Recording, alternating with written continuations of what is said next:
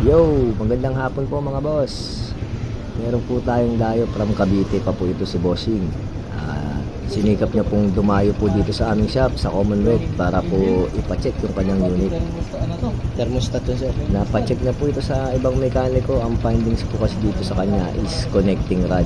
Kaya nag-try po sa magpa-second opinion sa aming shop.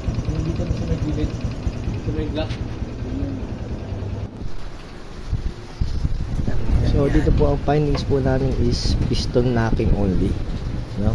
Hindi po connecting rod ang problema. Baka yung ano siya, yung cams, oh. Parang may ano siya,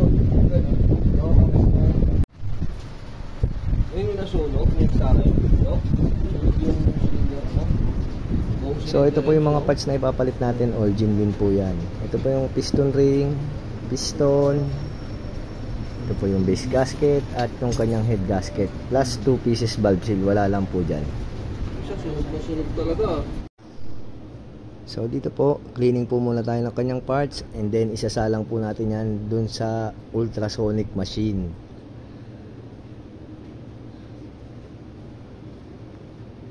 Ito po yun, kasama po yung kanyang throttle body.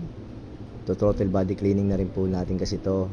Sabay na po yung kanyang mga valve, cams at kung ano pa po yung mga pwede nating isalang para malinis po na maayos.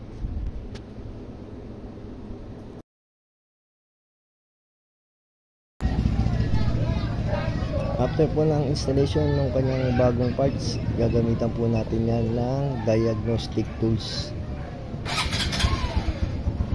Dahil po nagbaklas tayo kanina ng kanyang cylinder block, ng kanyang throttle body, ng TPS, ng injector. So ito po yung gagamitin natin pan-detect kung may error or may fault po yung kanyang ECU. I-reset po natin yung kanyang ECU at i-tuning na rin po natin yung kanyang RPM. Ganun na rin po, i-delete po natin kung ano pong error ang meron lalabas sa kanyang ECU. All goods na po dito yung unit ni sir. Ito na po yung tunog ng kanyang makina after natin palitan ng piston at piston ring.